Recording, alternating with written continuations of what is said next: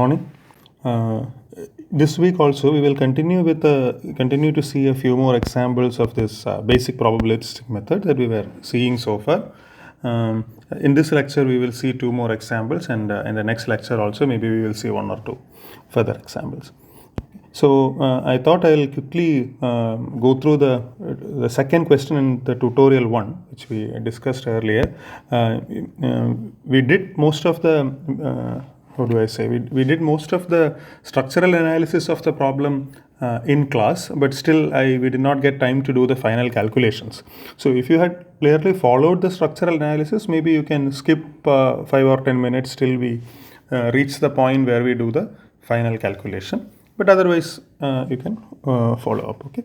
So a quick reminder: what was the problem? We kind of dramatized the problem in terms of a money lender who wants to hire a gang of goons. Right? He had money to pay 10 goons, but he wanted to pick 10 goons in a fashion so that any remaining goon in the village could be defeated or was defeated by a goon in his gang during this full village tournament that was held. Okay, so if you want to take out all the drama and reach the combinatorial essence of the problem, what do we get? First, the problem is about a particular directed graph called a tournament. So what is a tournament? Tournament is an orientation of a complete graph. Okay, so a Tn is the subscript n will refer to the number of vertices in the tournament, or in the dramatized version, the number of goons in the village. Okay, not the number of goons he wants to hire, but the total number of goons in the village, that is n. And a Tn is obtained by orienting a complete graph on n vertices, right? So if you take n equal to 4, then you have k4, and how many orientations do you have? You have 6 edges in the k4, so you have 2 raised to 6 possible orientations.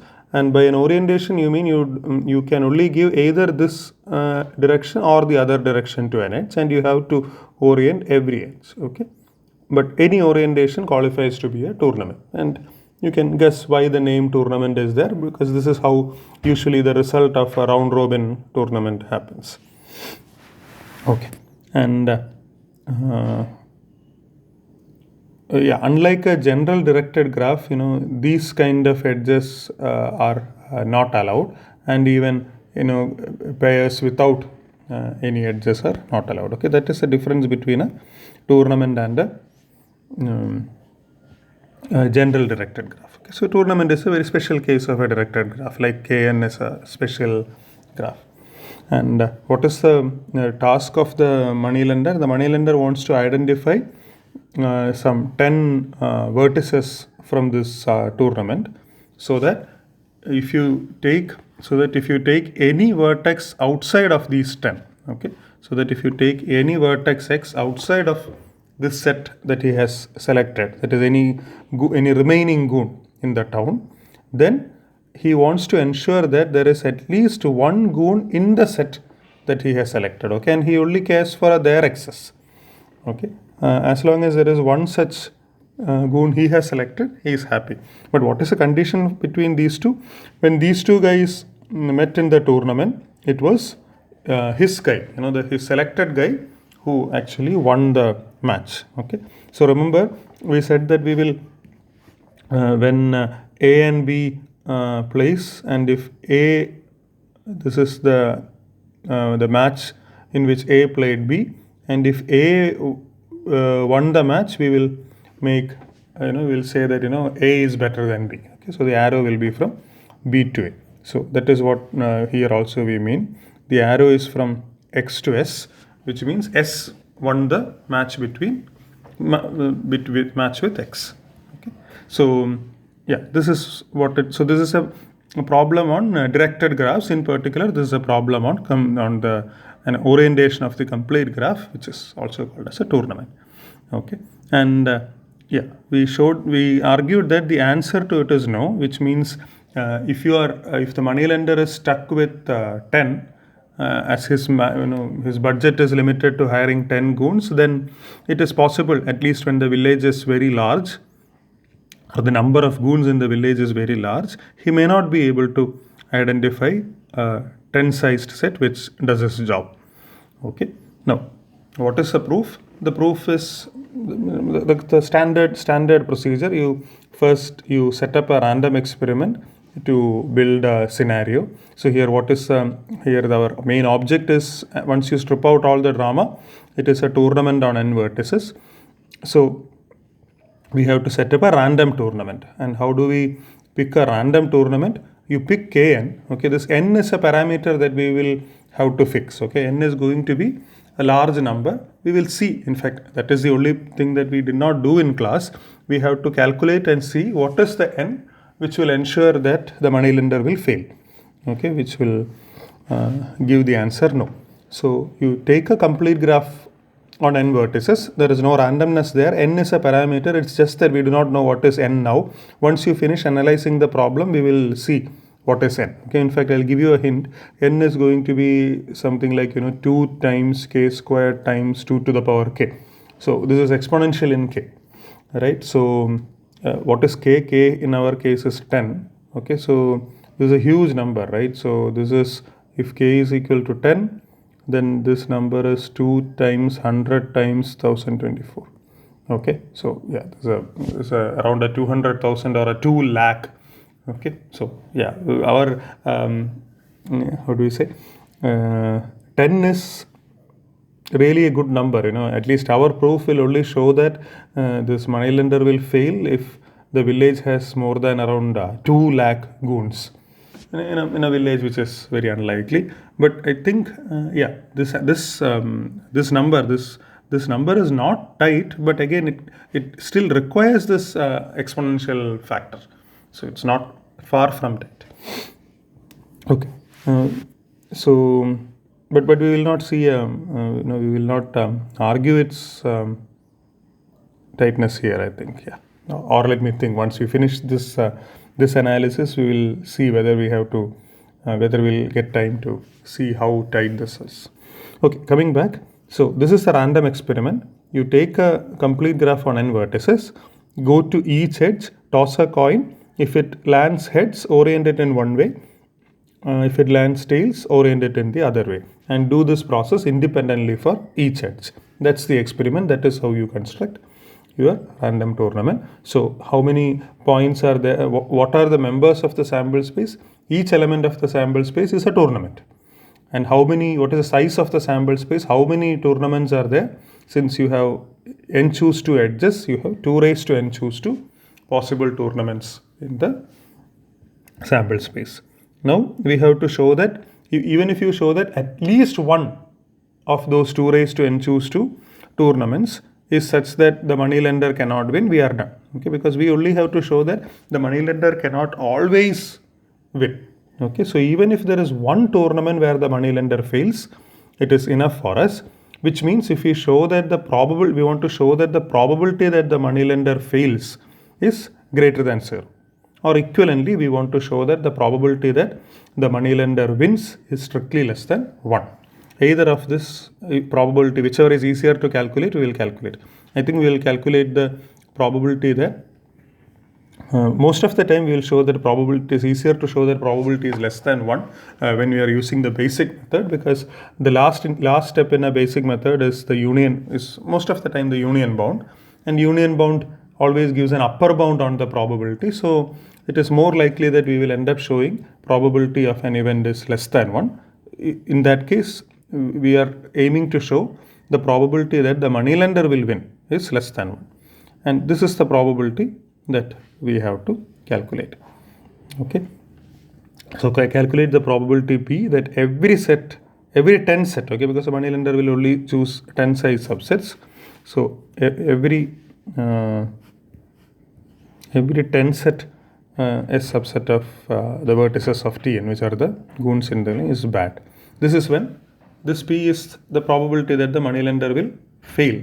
Then we have to show that for large enough, this is greater than 0. But as I told you, since we are going to use the union bound, we will probably show the opposite.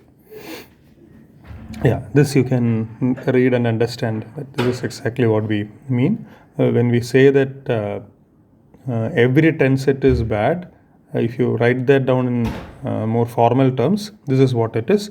For every subset of Vtn of size 10, there exists a goon outside of the set such that this guy, this outsider X, had defeated every selected guy in every guy in this 10 set. Okay, so this guy, when I say S comma X is in an arc, okay, I hope you know this notation. When we say that AB is an arc of a tournament or arc of any directed graph for that matter, so this A is used to denote the arc set. Okay, unlike a undirected graph, your edge in an undirected graph, the edges are just unordered pairs. You usually denote them by set AB. But in a directed graph, since the direction is important, we denote them by ordered pairs AB. And if you denote like this, it is convention is to assume that the direction is from A to B. So here the direction is from S to X, which means X won the match, right? And X won the match against every, and this X won the match against every goon that this moneylender selected. So this is the failure probability of the moneylender. We want to show that that is greater than 0. Rest is the philosophy that we already said. Once we show this is the case, then we do our usual argument. We say that, okay, if the failure probability is strictly greater than 0, that means there is at least one outcome in the sample space where the moneylender fails. And that's all that we are looking for, because we are going to only argue that there exists a tournament where the moneylender will fail in his task. Okay, now for the calculation part. Okay, now this calculation part, at least for some of you who haven't been doing, this kind of a calculation recently, may find it a bit difficult in the beginning. Okay, but there are two things I want to say. One is that if you see a few examples, you will see that it is almost the same pattern. There will be some amount of approximations and some inequalities that we have to remember, and some probability calculations. But yeah, so if you find it difficult, I encourage you to to solve all the problems in the tutorials that I upload, and also look at the back of the exercise problems in the textbook. Okay, it is like, initially, I think in the beginning of the semester, if you put in some extra time to solve more and more additional problems, till you see what is happening, what is the pattern, this will really pay back in the end. Okay, so even for the entire course, even when we go beyond the basic method and go to the linearity of expectation or the second moment method and all, these calculations are going to remain, similar calculations will spring up there also. Okay, so investing some time doing extra problems in the beginning will surely help if you are finding it a bit difficult. Okay, maybe I'll also upload a collection of such problems with hints. I found a PDF on the internet yesterday. I'll upload that PDF also. It contains a huge collection of problems using mainly Olympiad problems using probabilistic methods. Okay, so yeah, back to our analysis. So let us pick any 10-sized set, okay, capital S, which contains elements, let's say little s1, s2 up to s10. Okay, and the moneylender wants to pick a set which let's call to be dominating. So this is a term that we define to keep our talking, hopefully to keep our talking limited. So we say that the set S is dominating if every other goon is defeated by someone in the set S. This is exactly, so we can say that the aim of the moneylender is to pick a dominating set, okay, of 10 elements. Because the dominating set in the usual graph theory sense is different. This word dominating I am defining only for this problem, as I told, hopefully to keep the talking less. So the moneylender his aim is to pick a dominating set. But then what is the probability that once you fix a set, once you pick a set, that set S is dominating? Okay, if that set is dominating, then that set should defeat or beat every other goon. Okay, so by the every other goon is what this X element of V, okay, this V should have been V of Tn. Okay, the entire, this should have been V of Tn. Okay, so every other vertex in the tournament or every other goon in the village has to be defeated by S. So, and this is an intersection. Okay, so what does S beats X means? We'll come to that, but S beats X means at least one among S will beat X, or equivalently, X does not defeat everybody in S. Okay, at least one in S defeats X, or equivalently, X does not defeat everyone in X. Okay, so this S does not defeat everyone in X, or if S has to defeat everyone in X, that happens with a probability half to the power 10, because S has 10 guys. X beating S1 probability is half, X beating S2 probability is again half, and so on. These events are independent because the coin tosses on the matches were independent. Okay, so you have 10. This picture is something which we had drawn in the. Okay, so you have S1, S2 all the way up to S10, and you have X here. So if X has to defeat everybody, this edge has to, the coin toss has to be such that the arrow is directed this way, all the way down here. Okay, so if all these 10 edges have to be in this way, that probability is half to the power 10. Okay, if this happens, then this set S does not dominate X, because nobody in your selected 10 sets defeats X. So if this happens, then S does not dominate X, or S does not beat X. Okay, but we are looking for the probability that S beats X, which is 1 minus 2 to the power 10. Okay, so this is the probability for S to beat. Okay, let me write here. So if I want the probability of S beats X, that is 1 minus 1 by 2 to the power 10. But here we already used the independence among these intersections. Okay, but now we want the probability that S dominates everybody. Now we got the probability that S dominates a particular guy, and I am again going to say that, okay, this probability I can achieve by just multiplying this probability 1 minus 1 by 2 to the power 10 n minus 10 times. Why? Because there is an independence there also. When you are talking about now a second vertex y, okay, when you are talking about a second vertex y now, which is different from X, then the event, when you are checking whether y is dominated by S, the set of edges that matter are disjoint from the set of edges that we considered for X. Okay, so X and so because of this disjointness of this set of edges with this set of edges, the outcomes or the possibilities here are independent of the possibilities here, and this is true when you go to the third vertex set. This is actually different from when you go to the third vertex Z. This is an entirely different set of 10 edges. Okay, so for each vertex outside of S, each remaining goon, the event that S will dominate that goon is independent of each other, is pairwise and also mutually independent. Hence you can pull out this intersection as a product, and that since all the constituent events have the same probability, the product becomes a exponentiation like this. Okay, so that is how you reached this formula. And note that this is a very small number. This is like 1 by 1024, around 1 by 1000. So this is something like 0.999 raised to n minus 10. But it is still, it's still an exponential. That is important. No matter how close this base is to 1, it is still exponentially decaying. Okay, this is a number less than 1. So this is exponentially decaying. So if you plot it, you will get this exponential decay of this number. Okay, if I call this as some q, right, q of n, this will for exponentially decay after some time. Yeah, but this is the probability that S is dominating, where S is one arbitrary set that you have chosen. Okay, but now because of the the uniformity in the random experiment or this picking, like this probability would be same for any S that you chose. But how many choices do you have? You have n choose 10 choices. Okay, by the way, I forgot to mention about this notation. usually we are all familiar with this notation of some n choose k, right?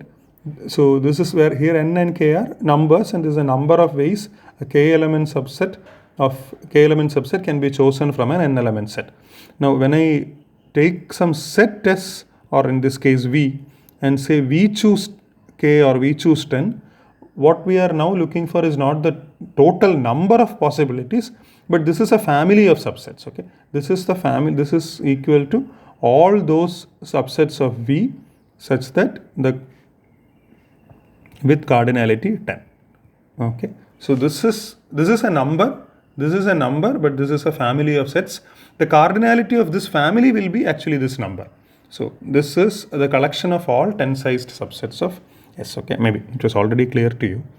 Yeah, but we have to now say that for the moneylender, the moneylender is free to pick any of these 10-sized sets, right? Any set from this family, and the moneylender will fail if all the combinations are not dominating. All the combinations are bad for him. So what is the probability that the moneylender will win? The moneylender will win if at least one 10-sized set S is dominating. Okay, and you have n choose 10 options for the moneylender. At this point, it becomes difficult to exactly calculate the probability that the moneylender will win, because from this point onwards, when you are choosing two different sets, you do not have the independence, right? Because for example, if you have two sets S and S prime which have somebody in the intersection, then the event that S dominates everybody else, that's the event that S is dominating, is dependent on the event on S dash is dominating, okay, because you have common guys here. So there is no more an independence. You can see that even the edges, it's the same edge that will feature when you are checking whether S is dominating, as well as when you are checking whether S prime is dominating. So at this point there is no more independence. So hence we resort to the union bound. Okay, each set S gives the same probability Q, this Q that we have calculated, but there are n choose 10 of them. So by union bound, this probability that we are calculating, which is the success probability of the moneylender, is at most this. And now we know that, okay, first we will just, this is where we stopped the tutorial. We argued that now this is a polynomial which grows approximately like is a polynomial which grows approximately like n to the power 10, and this is an exponentially decaying guy which grows falls down like 0.99 right n, and we know that this guy will eventually win. Okay, because an exponential decay can kill any polynomial, right? So, or this is something like this by some 1.0, I don't know, something larger than 1 to the power. So this exponential will outbeat the polynomial. But we most of the time we may actually want to figure out at least what order of magnitude of n, right? As I hinted, we will get it is n is some order of k squared 2 to the power k, right, where this actually happens. And this calculation, you'll get used to it, but I'm trying to say, how this typical calculations are done. Most of the time you will need to resort to a lot of bounds and approximations to understand this, okay? But it is important to get a feel of this, approximate calculations that we do for the asymptotics. Okay, so the next, our agenda is to do that. So, and most of the time when you want to find an n that satisfies an inequality like this, you kind of work an implication backwards. Okay, so this is our aim. We want to show that this quantity here is less than 1. Then we will substitute upper bounds for the quantities on the left, and then argue that if this once you substitute the upper bound, if the value is still less than 1, then this value was less than 1. Okay, so you see that the implication is going backward. Okay, we are going to argue that if this is, this is an easy argument. The only tricky part here is that we should remember some of these standard bounds, okay? I'm not going to prove this in class because that would be a long digression. I mean, these are standard bounds you will get in Wikipedia also. But these bounds for binomials, and I mean, at least the second bound is extremely useful, okay? This guy. This is extremely useful, and this bounds for n choose k also, it is easy to remember. Most of the time we all that we will need is n choose k is upper bounded by n to the power k. Here also actually you won't miss much if you use n choose k is upper bounded by n to the power k. But this is a better bound that is known, that you can instead have this k also in the denominator by paying a price of e in the numerator. Okay. Remember that the denominator is not k to the power k, right? The denominator is only k factorial. That is why you cannot just put n by k to the power k. You will pay a price of e. And the second bound is a very common thing, which you, whenever you see something like, this is a 1 minus x. So here x will be minus of 1 by 2 to the power k. Okay. By the way, this k is nothing but 10. Okay, I wanted to do this anyway. This doing the calculation, we are not going to. It does not matter whether we use k or 10. So this k is the number of goons the moneylender has the budget to pay. Yeah, and this x in this case, this is the x.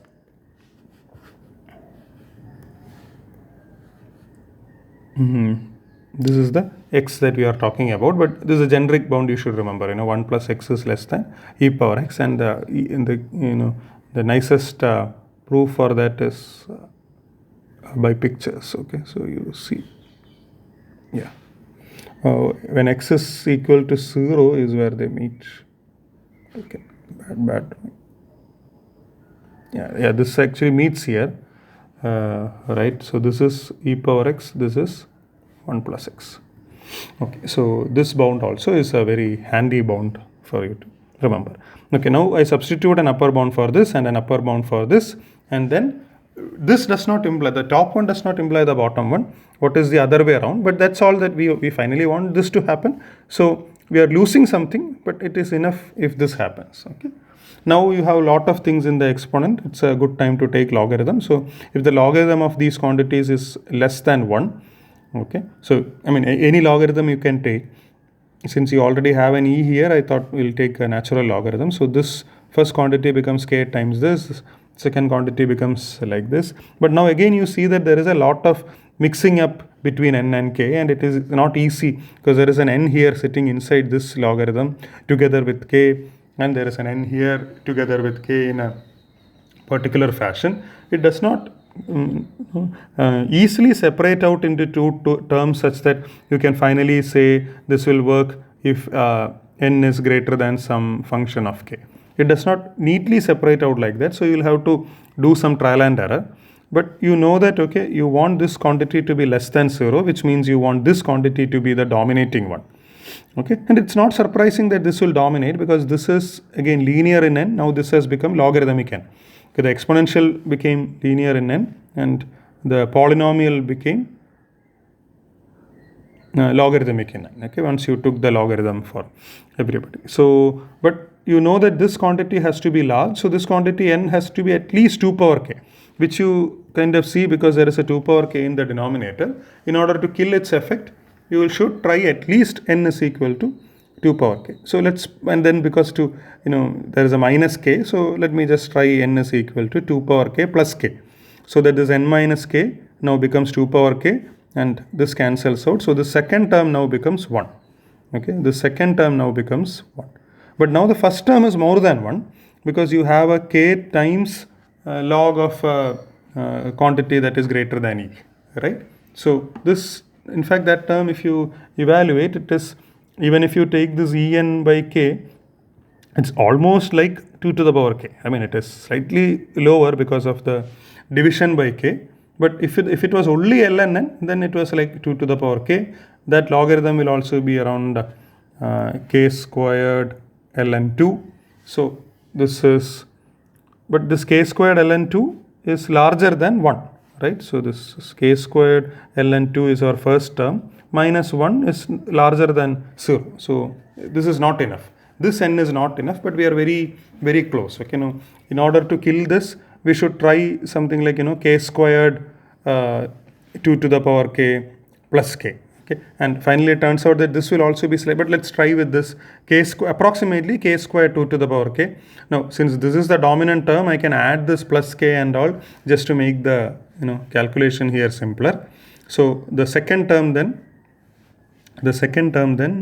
becomes a k squared, and the first term again, if you kind of ignore this e for a moment, this n is some k squared 2 to the power k. I'm also ignoring the plus k because that's a minor term. N is k squared 2 to the power k divided by a k. So you get k 2 to the power k inside of the log. Okay, I mean this you can actually ignore. I mean you don't have to really bother about that.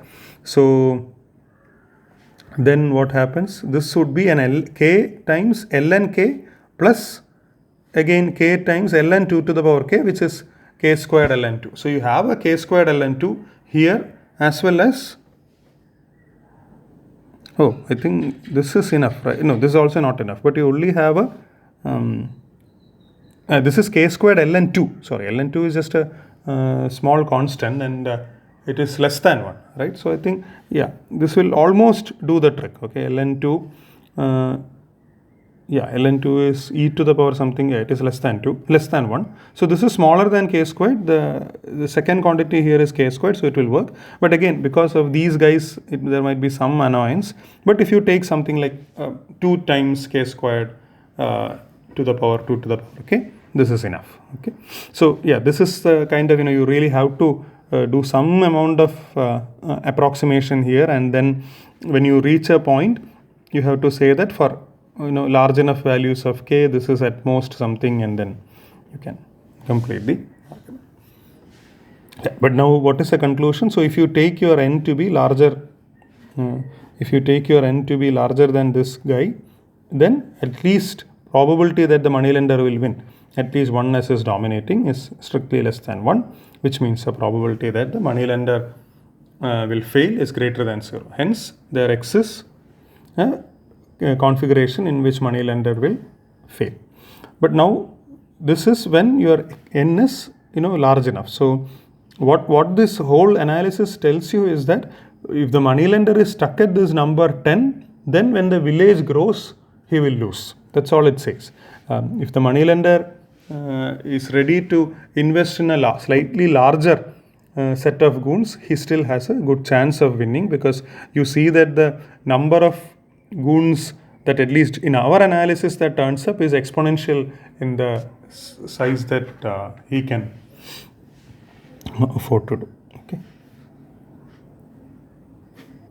Yeah, I just check the textbook and what is currently known is that this number here, n, right? This n has to be the other side. Okay, so if n is what we are, okay, let me define a number. Like, let's say fn is the size, or fkn. Actually it's a function of k, right? The size of the smallest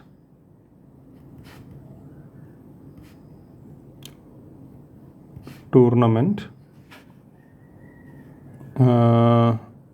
such that no k set dominates it. Okay, so let's say define this function. So the moneylender was checking whether his the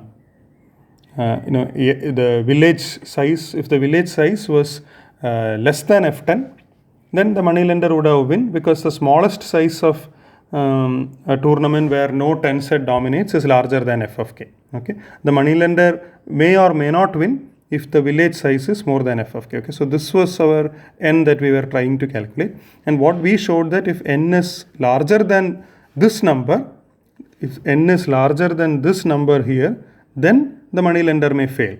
But the size of the smallest tournament where the moneylender fail may be smaller. At this level, the moneylender will surely fail, but maybe he will fail for a smaller tournament also. So what we showed is that this is at most some 2k squared 2 to the power k.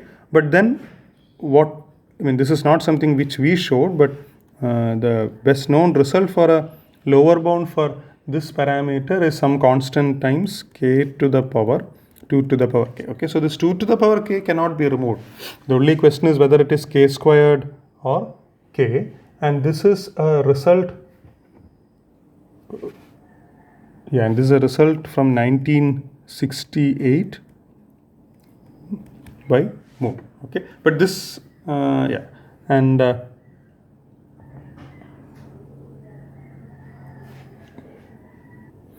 yeah, here also, I mean, if you do not use the probabilistic method, you cannot get even this upper bound. You get something far worse. With a constructive bound, what you can show is this with a much more large constant c. Okay, so if you replace this 2 to the power k with even 2.5 to the power k, this is a much worse bound.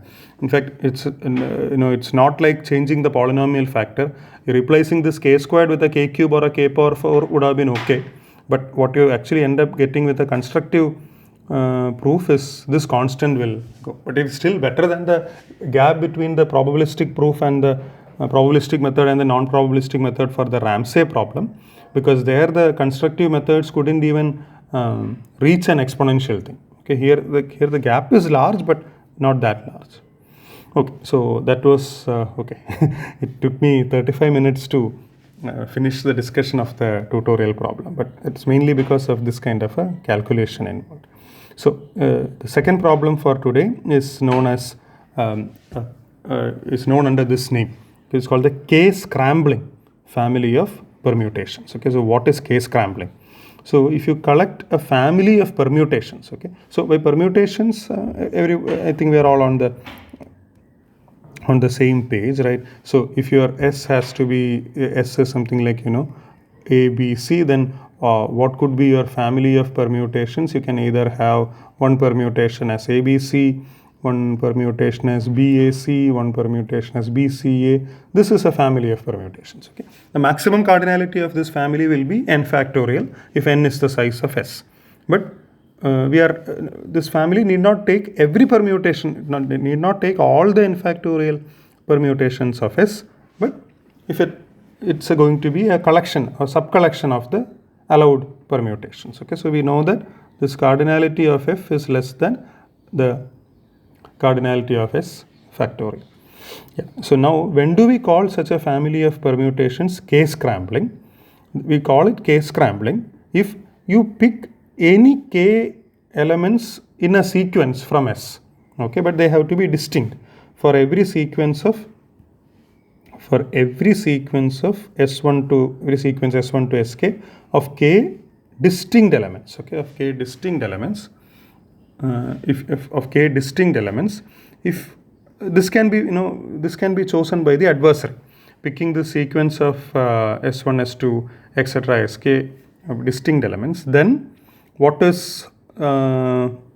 we need? We have to find out one permutation from this family. Okay, maybe the first one, the second one, etc. Find one permutation from this family where the relative ordering of S1 to Sk is exactly in the way the adversary picked it. Okay, so we want one permutation in the family sigma, so that if you now look at the arrangement in sigma, then S1 comes before S2.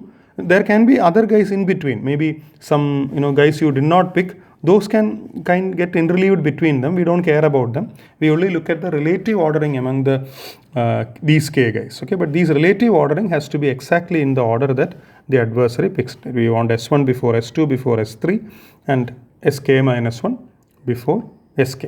So for example, in this case, if the adversary in this example here, if the adversary had picked S1 to be A, okay, let's say adversary picks two guys, A as S1 and B as S2, then yeah, you will give the first permutation here because A comes before B. If the adversary had chosen B comma A, then you will give the second permutation because there that is okay. But now let's say the adversary had picked C comma A, yeah, that's also, then also you can give the third permutation because that is C comma A. But if the adversary had picked A comma C, okay, even that is there, the second permutation. So it looks like for every pair of two sets A comma B, B comma A comma C, C comma A, B comma C, C comma B is missing. Yeah. So if the adversary had picked C comma B, then yeah, in all the three permutations, the relative ordering is B comma C. So in this case, the adversary will win. So this is not a two scrambling set of S. Okay. So can you guess? Can you pause and find out a small two scrambling set of S? Yeah, I'm assuming you would have done that. This is a two scrambling set for S. You only need to take a permutation and its reverse, right? Now you can easily argue that whatever is the S1 and S2, whichever order two guys are picked from S1 and S2, it will either be either the first permutation or the second permutation will satisfy the required order. Okay. Yeah, and our aim is to have a very small family. N factorial is a very, very, very, very big number. We want a much, much smaller family, like 2 in this case, a very small sized family, which will be k-scrambling. That's our agenda. And the size of the smallest family of k-scrambling permutations for n is denoted by S of n comma k. By the way, this, even though this is 2 scrambling, this is not 3 scrambling, because if the adversary was given the freedom to choose 3 guys, he would choose maybe B, A, C, right? And then there is no permutation in this list where B, A, C appears in that relative ordering. So k plus 1 scrambling is harder than k scrambling to achieve. Yeah. So what is S n comma 1? So if the adversary is only allowed to pick one guy, then there is it's trivially any permutation will satisfy, right? So your family only need to contain one permutation. So this is 1. What about Sn comma 2? Sn comma 2, this example will generalize, right? So let's assume that, as also we have defined here, only the size of capital S matters, right? So we will, what are the elements does not matter. So we will always take your capital S to be numbers 1 to n. So once you do that, now this Sn2, you can take any permutation sigma and then you take sigma reverse. Okay. These two permutations are all that is needed to ensure two scrambling, because whatever the adversary picks as S1 and S2, either they appear S1 before S2 in sigma, if not, it will appear in sigma reversed. So this is 2. What about Sn3? Okay. So here it turns out that, okay, things are not this simple. We have to look at something more complicated, because this kind of configuration does not seem to satisfy 3 guys. Okay, I'm kind of hesitating because I see that it is already 42 minutes. Okay, but let me still finish it. Okay, so we want to figure out what is an upper bound we can give on Snk. Okay, I haven't filled what this bound would be, but we'll fill the bound after we do the proof. Okay, now the proof is again going to be application of probabilistic method. So I want you to pause and guess what would be the first step. What will be the random experiment that you construct, or what are the random objects that you want to make? Okay, again pause and come back. So I'm sure you would have guessed that here the random objects that we are going to construct are permutations, right? So we want to construct F, this family of permutations, randomly. How do we do that? Again, we want maximum uniformity and independence. Okay. So which means if you know how to construct one permutation, then repeating that process independently some m times. Okay. So let's say we want to prove that this is equal to some m. So if you know how to construct one random permutation, you repeat that m times independently, you get this. Now, one random permutation, you can construct it either, say that, you pick one out of the n factorial possible permutations uniformly at random, or you do your classic trick, right? The first position can be any of the n guys independent of this, but excluding the guy that was chosen. If you have chosen x here, then you have n minus 1 choices here. Pick any of the n minus 1 uniformly at random, and when you get to the last one, there is no choice. Okay, this construction also gives 1 by n factorial probability for any permutation. Hence, this is one way of decomposing this random experiment of uniformly selecting a permutation at random. Okay, so pick m permutations of n independently, and okay, this we already know, right? IAR. Okay, but here remember that there are two levels of this construction. First, how do you pick one permutation?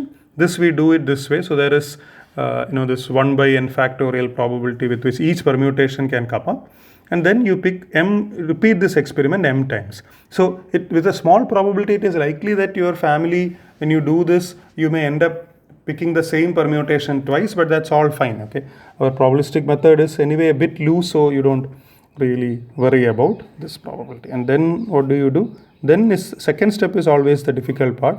Calculate the probability p that, we can either calculate the probability that f succeeds in being a k-scrambling family, or we can calculate the probability that k fails in being, right? Since anyway is a union bound, we are usually going to show that the failure probability is less than 1. So we will calculate the probability that f fails to be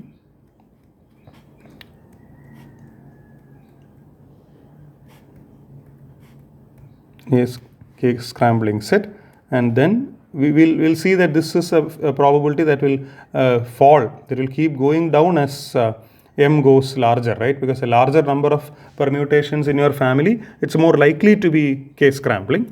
So we optimize and find p large enough, sorry, not p, m large enough so that p is less than 1. Now 4 is philosophy. Okay, remember here again we are not going to give an algorithm to pick these m permutations which will turn out to be k-scrambling. We are only looking at the existence, and we will see, okay, this says, okay, for some m large enough, this is enough. Okay, so now let us do the calculation, right? So this is the step where we need our attention. So we want the probability that this family F fails to be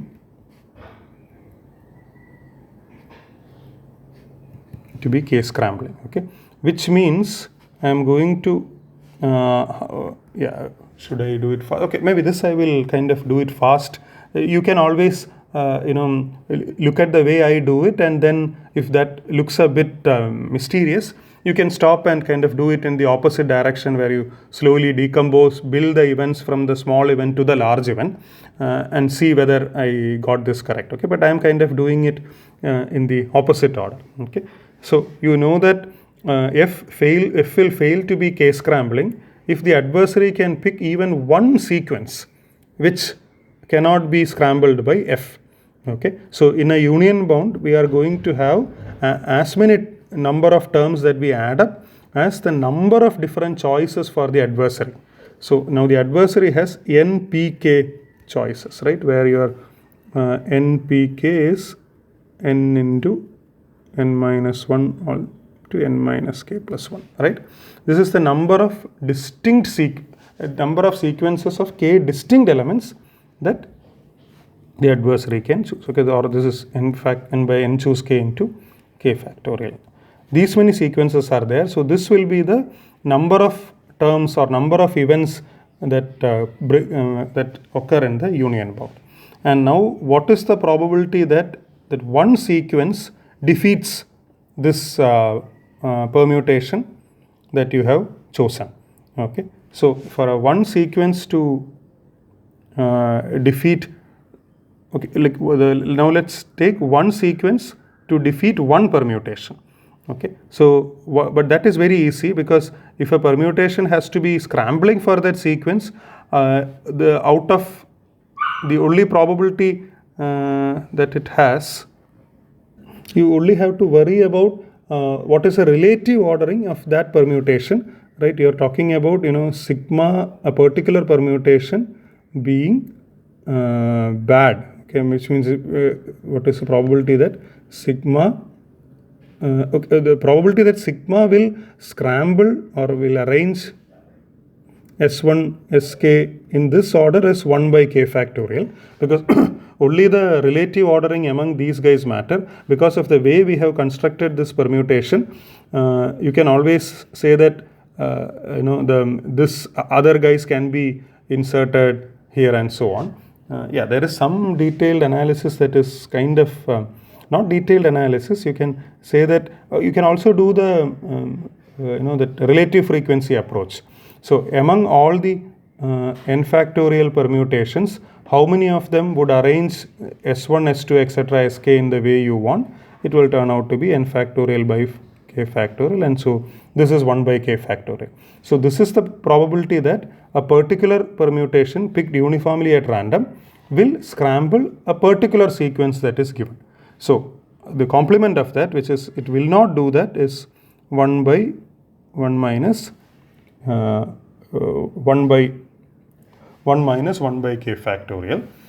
But remember, you have how many permutations in your collection? You have m permutations in your collection. So maybe if the first one fails to scramble this set, the sigma 1 fails to scramble this set, you will try with sigma 2, then you will try with sigma 3, and you will try all the way up to sigma m. But remember, these sigma i's were chosen independently, hence the probability that all of them will fail to scramble them can be written this way. Okay. Now this is this whole thing is the probability that your family is not k scrambling for this particular k sequence, right? But now the union bound together will tell you that you have to multiply it with this, right? And what do we want? We need this to be less than 1. That's what we want, right? Now again, it is about a question of working backward. So we need npk 1 minus 1 by k factorial to the power to be less than 1. Now npk is this n into n minus 1. This can be, you can substitute upper bounds here, n power k, and this is e to the power 1 minus k factorial, the whole power m. Okay. If this is less than 1, this will imply this. Now it's a time to take natural logarithm, because e is there in the base, k times ln n minus m over k factorial less than 0. So this turns out to be lucky, right? Because m is standing on a single term. You don't need any of your jugaad, right? M k ln n, and so m is greater than k times k factorial ln n. So if you have an m that is larger than this, then in fact, these are all strict upper bounds. So even if this is less than or equal to 1, you will see that this is strictly less than 1, right? Because these are strict upper bounds for any k that is larger than 1. And this also, right? This is also a strict upper bound. They match only when x is 0. But this is not 0. So you can actually here you can substitute greater than or equal, right? So what is the conclusion? So there exists a family of k ln n permutations, or there exists a k scrambling, which is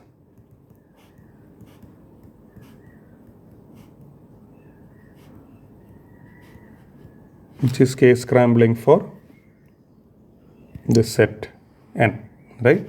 Which means this minimum, what is this S of n comma k?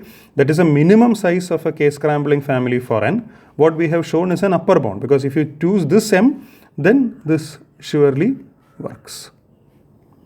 But remember, for a small k, like 3 and all, this is a constant, right? 3 factorial is 6, 6 into 3 is 18, right? For k equal to 3, this is 18 ln n only. Remember, the total number of permutations is n factorial. So for a large n, this 18 times log of n is a really a better number than n factorial. So yeah, that's the idea. This does not grow that bad with n, but the dependence on k is more than exponential, right? K factorial is something which grows faster than exponential. This is almost like, k to the power k kind of growth. So yeah, the dependence on k is very huge, but this is, but again, here also we know that this cannot be like really improved. I think there is a matching lower bound with some constant here and an ln here, and yeah, this is there are multiple different proofs by different authors have proved this lower bound. Yeah, but some of them uses very nice ideas like methods from information theory called entropy method and so on. One of the proofs by an Indian author, Jayakumar Radhakrishnan, who is a faculty member in TIFR, is probably it's a classic use of the entropy method, and I think this has been slightly improved later, but this still is a very very interesting argument, and I mean it's very accessible also, but it's not a direct probabilistic method like this, but it's also still a very good method. Yeah, and should I talk about a lower bound now? Okay, this is enough. I think we'll wind up this lecture here.